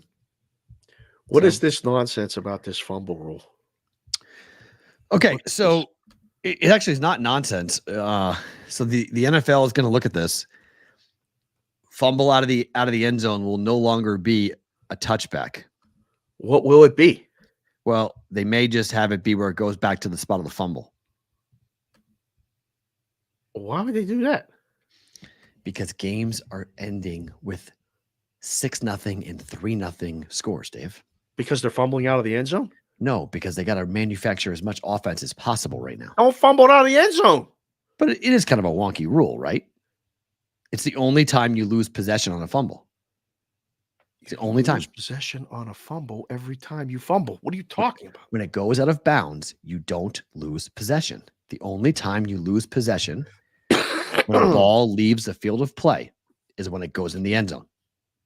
That's good for the defense. I'm good with the defense getting something their way. No? The NFL is trying to manufacture offense, Dave. How many totals do we see in the 30s and low 40s? They're tired of it. So it is one of the plays where I think long-time football fans have had this complaint for a long time. Right. I'm diving, I'm running wide open, touchdown, and I get the ball punched out from behind, and the ball goes out of the end zone. Cover it up, lock it up. And I lose the possession. Yeah. Where if the ball got punched out on either sideline, I keep possession. Right. End zone, I lose possession. They may go and change it so you don't lose possession. I don't like that at all. But I'm not on the rules committee. I guess why? I would. The reasons why is that. That's the reasons why. Okay. Because they are very concerned about that big picture. So how, like what if we're getting close and we just fumble it? Where? It's into where you I'm running. Yeah. And the guy's going to get me. Yeah. And I go, oh, I fumbled it, and it goes out of the end zone. Like I'm on the 2, and I just go, right. Whoop, fumble. Yes, turnover. Right now, it's turnover. Yeah. If it's going to get changed, it's not. Yeah. So I can keep the ball at the 2. You guys stopped me, but you didn't tackle me, but you knew you were going to tackle me. So rather than even get hit, I fumbled it out of the end zone. Right. You can't. Second down. Just like out of bounds, you can't advance a fumble. Right. You can't advance the ball going out of bounds. So the ball would go back to the spot that it was fumbled. That's weak. Weak sauce. But, I mean, there are other things that you could call weak sauce that they've changed as well to allow. Course. So this They're trying to find more offense, Dave. They're trying to, not have a guy fumbling out of the end zone. They want the ability for a touchdown. Get it. It's got to be a 10-yard penalty. How about that? Oh. Let's go backwards. You want to fumble it out of the end zone? We'll keep the ball. You got to go back 10. I think most teams would sign up for that, to be honest with you. Well, of course they would. Keep possession. To get a field goal. Keep possession. Yeah, it's huge. So I think they probably would concur with that. Okay, to the NBA tonight. Yep. Wizards, Spurs, and Pistons, by the way, real fast, are 1-48. This is fun. This is I was fun. so excited. Oh, when you put this in the thing, I was like, oh, I could break out the Spurs hat for this. Yeah. They're 1-48 over the last 49 games. Love when you say over the. How's that possible? They are caca. How's 3 teams, 49 games played, they have 1 win between the 3 of them? Yes. These commercials, guys, bear with us with the commercials with the YouTube live stream. We appreciate you guys being here. Watch the commercials through. That helps us. Don't talk to them. It's fine. They're okay. Fine. No. I just saw it. Let them whine. Big company. Big companies are advertising with us right now. It's good. This is fantastic. You know why? Because I'm not in a book trying to make the number for the team to have to cover. Right. How in the hell do you put a number on Pistons games? What do you say? Okay, let's go. Every day, the exercise is this. Oh, the Wizards are playing again. There's not a day that goes by when you go in as one of the NBA guys and you got to put up the opening number or the overnight and go, we're going to need the Wizards again. We're going to need the Wizards again. We're going to need the Wizards again. Hey, who do you need? The NBA Wizards. Who else? Pistons. Spurs? Yep. This is terrible for the book. This is good for the people. I mean, so I'm going to give you a little bit of a funny joke here because I like when you do this. Let me get the glasses. Hold on. It does. It's just okay. So the Washington Wizards. Yep. Okay. I've played 1, 2, 3, 4, 5, 6 of the last 6 games for the Washington Wizards. How many times have they gone over? The Washington Wizards. How many games? Of the last 6 games, how many games have they gone over? 6. 5. Okay. 1 time they didn't go over. Yep. Do you know what makes that one? Minus 110. Do you know what makes that one time really special? They played the Pistons. No, it's the one time I bet them over. We need a live chicken for you right now. Are you serious? I'm dead serious. 5 out of the last 6, and you picked the game that went under? Yep. That's where I am right now. That's how awful I am running right now. Is that teams? Because I've had somebody. I was watching this. Okay, so I had a friend of mine, a guy watches our show. Yep. On dating back to the games against Orlando. Yep. This was on on the 29th of November. Starts telling me, hey, watch the Wizards, watch over. They're not playing any defense. Correct. Over. I'm like, okay, I'll jump in. I'll jump in with you now. Here comes Perrault, walking right up to the craps table. Everybody's high-fiving. 7.6, this, that, whatever. Here he comes, pops his chips right on the pass line. Dead. 7 out. And I've not bet it since. And since, over. Now, didn't you talk about this yesterday? You were supposed to go right back to it? Yeah, but I again, it wasn't my handicap. So I was watching it, gotcha. Okay? And then so I was like, all right, maybe it was just a streak. The guy got it wrong. And I bet it once, and he came back and like, I'm really sorry. The one time you made it official, it doesn't hit. And I'm like, it's okay. I like the handicap. The Nets were scoring. Yeah. I was like, okay. I was like, I'll see what happens. And then I haven't bet it. And every time he's like, cashed it. He's like, are you betting it? I'm like, no, I'm not betting it because you're winning. I'm going to let you win. I'm not going near you. So the next game Wait, you don't want to mush him? Is that what you're saying? Not mushing him, but I'm just staying. That sounded like you wanted to be mush. No. So the next game is coming up tomorrow against San Antonio at home against the Lakers. No, Washington against Indiana. Crap. What's the total? 300? 258 and a half. That ain't high enough. Come on, bro. It was just 259 against the Bucks. So the inclination. Man, Giannis took that kid's ball. They're going to score 200. Probably, but it's. Oh no, Giannis. They took Giannis's ball. Giannis never got it back. They took the ball. They said, "What's our ball? It's our right. We're going. See you later. We're going to Washington. We're going to crush this team." Holy crap. Tomorrow night, you can put that streak 5 out of 6 to the test if you want. But they've been a very consistent over team this year. The Wizards have. They're 15-8 to the over. How many games are they going to win this season? Them and the Pistons. 12? Combined, Each. 15. I'll say 15 combined. One of the best ever was this guy. His first name was David at the book, and he used to just love to pick off numbers. And we knew that the Knicks were going to be historically bad. I believe it was the Knicks. And I knew he was going to bet over because we would put a number up there like 14.5. Right. Like, you can't do that. They won 12. That was like the best time I ever won. Love that. I think you're right. I don't think they win. One of them may not win double-digit games. Yeah. It's not good. Okay. Tonight, T-Wolves at Dallas, 230.5. Dallas is 17-6 to the over, 8-3 at home. Sorry. You like to go over? Yeah. You? Yeah. Not betting it, but yes. You're very limited on your menu tonight. Only 2 bets.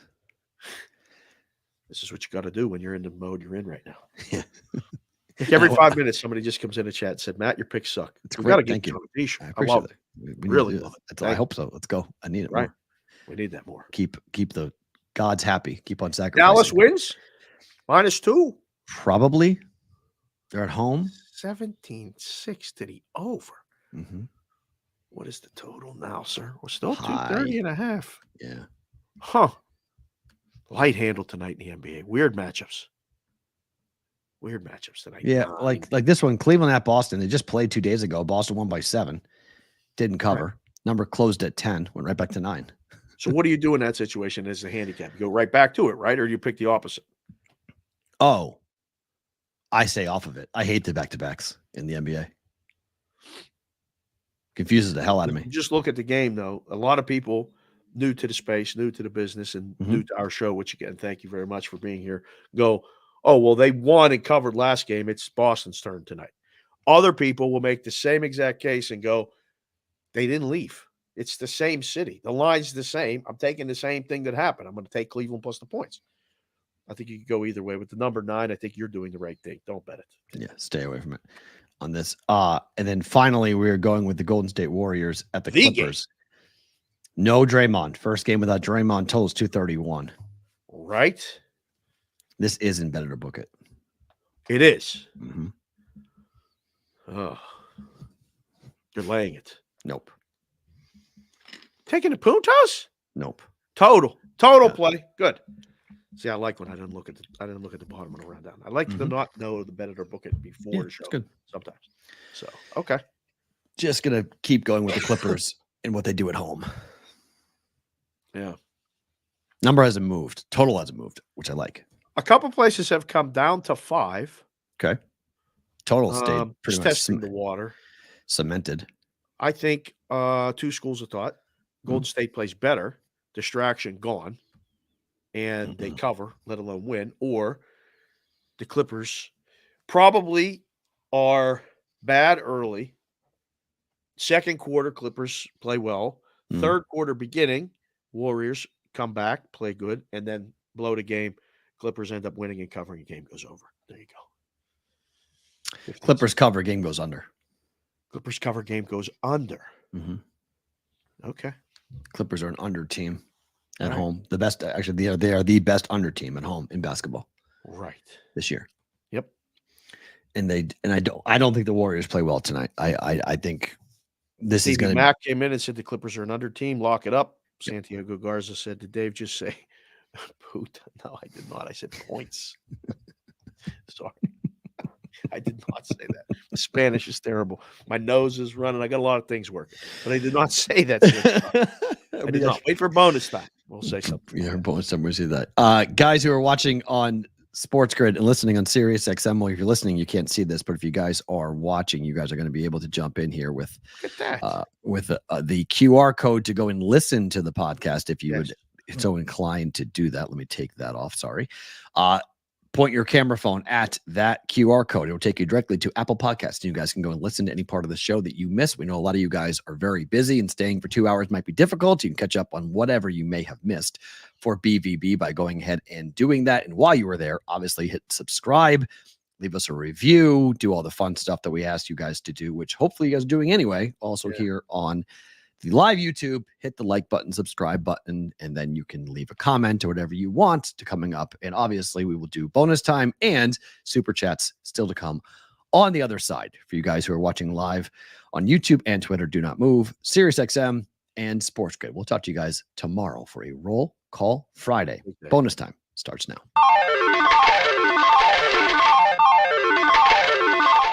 Doing an unbelievable job, by the way, with the audio. I've listened to it twice now in the car. Sounds great, right? It sounds so good. Like great. I'm telling good speakers, it sounds good. Yeah, it is an absolute joy. I was kind of giggling, and I was thinking about like reading some of the chats, like because you don't know it's coming when you listen on the audio, right? So when that the stinger's a little loud, it's a little jarring, but that's good. That gets you back in the thing, but the audio sounds amazing. You're Professor Perrault with the audio, hitting it out of the park, sir. Better to book it.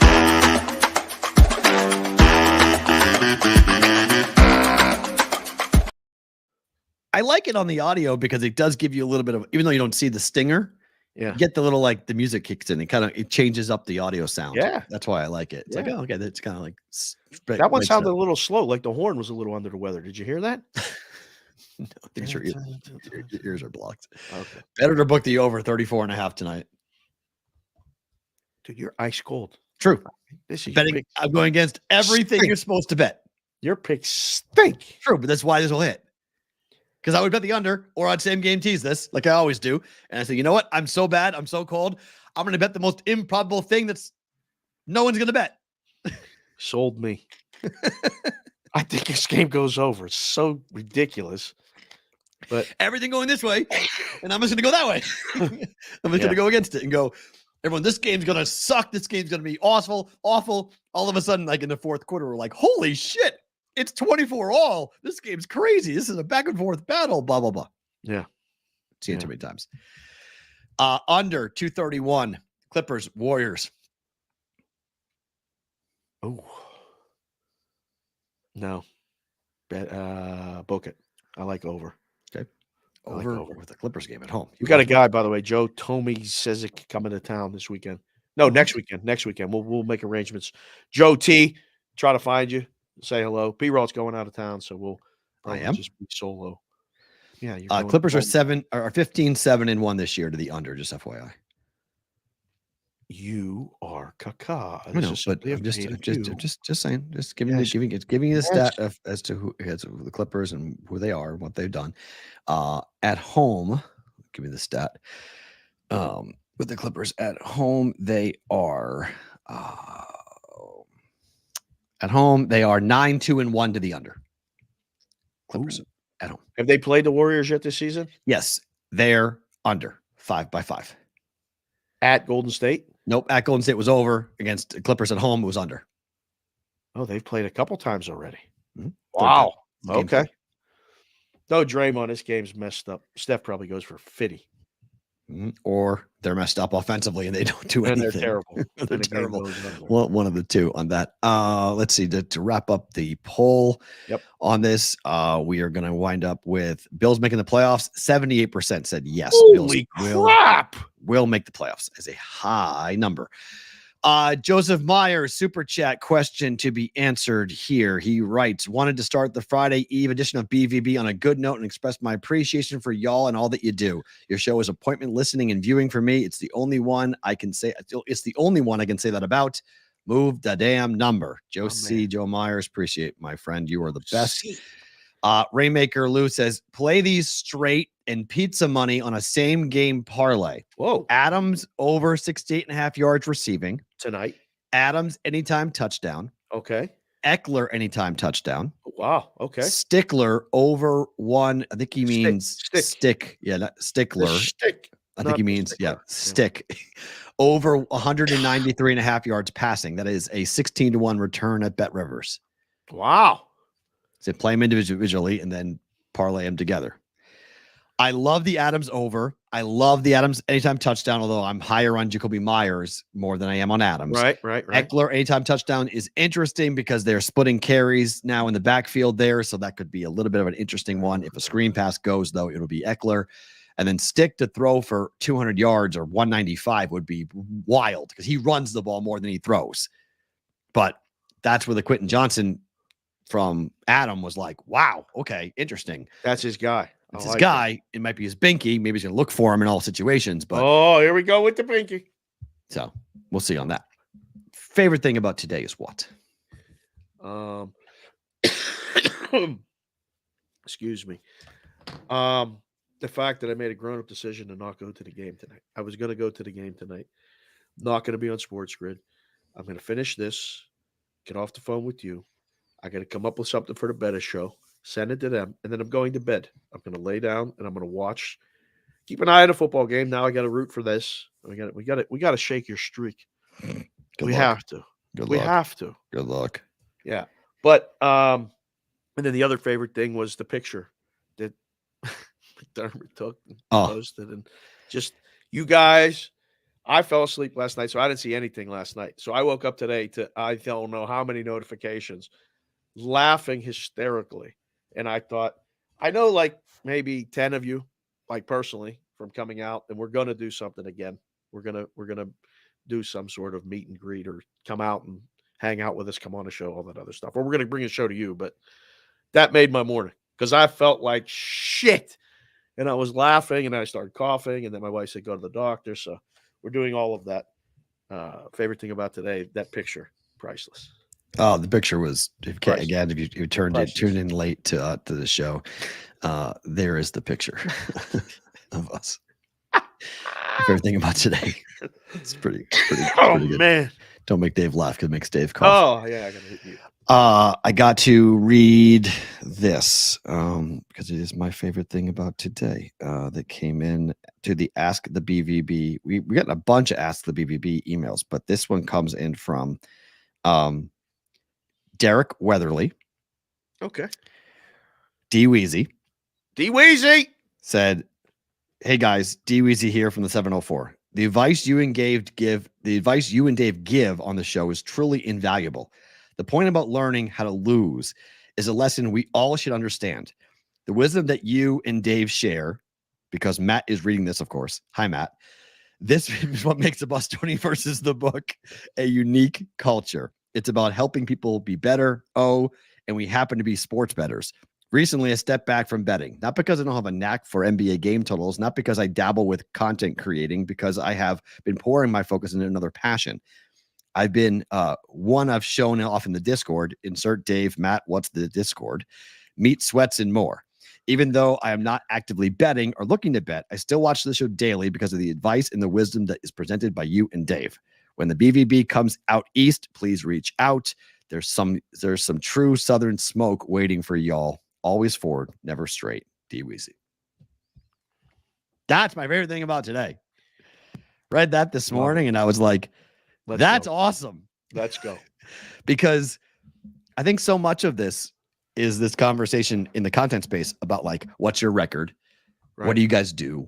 Right. You know, how many people are making money off your show? Blah, blah, blah. And it's like, look, guys, we do a sports betting show, but like, we don't want to be pigeonholed into that because you'll never see us post a record. That's not what we're doing. No. We're not going, well, Matt was 5-2 this week and Dave was 6-5 against the bet it or book it bullshit. Like, we don't do that. It doesn't matter. So I think the differentiator between our show and other shows is that we aren't caught up in that. We want to give you guys the options that you can use to make your own decisions. Correct. So if you can partake in, say, all right, well, Matt can't pick a fucking anything today. I'm going against everything Matt just said. Great. Right. Go ahead and nail it. Okay. Yes. Or when I'm hot and, I'm picking crazy parlays and you're like, you know what, I'm going to ride that. And it hits and we're all together with it. And it's so fun. Like, there's all these different things that go on in the content space that is ego based. Oh. And what I think about our show, I think about the fact that there's not an ego driven content creation model or method, or we're not targeting that. No, we want you guys to have fun. We want you guys to laugh. We want you to get away from life for a couple of hours, because that's what we do. Yeah. we get away from life for a couple of hours. Yes. And when you're pissed off, and I was furious last night, and I was just stomping around, and I had a whole big thing with my ex that was really not fun, and I was trying to keep myself sane, and I just knew that show today was coming, and I'm like, all right, like just do the juice and go to sleep, get up, drop Maddie at school, do the show, and everything will be fine. Oh, and that's just kind of how things have gone. So yeah, as much as we are here for you guys are here for us. oh, And strength. That is such a huge deal. And I wish I could read all of your emails, because there's a bunch of other ones that came in yesterday. So you guys are starting to figure out, askthebvb@gmail.com. You can email the show, and we'll read it sometimes, but I always read it. Dave sees it. We get you guys, we see it. Absolutely. Send it. That's a direct way to reach the show. Yeah. Perrault opens it, sees it, sends it to me. We talk about it, read it. It's strength. It's absolute strength. There's a lot of stuff going on. Holidays are tough, man. It's not just holidays, but this is a tough time. Yeah. You're balancing a couple different things. I got 18 different things going on here. My oldest is leaving for college in 3.5 weeks. My middle one just had a shooting at the library. My little one is trying to figure out how to get more healthy, and what the hell are we going to do with them for 2 weeks while they're off? I don't know. Everybody's got something going on, and like I woke up and I was like, I can't do the show. I'm gonna text you, and I'm like, I can't do the show. Oh, I took some medicine. I laid back down and I opened my phone, and I started laughing so hard. I said, "Yep, doing the show." That's great. Jess is like leaving for work. She's like, "You better go to the doctor." I'm like, "Not till after the show. We got to do the show. The boys are waiting.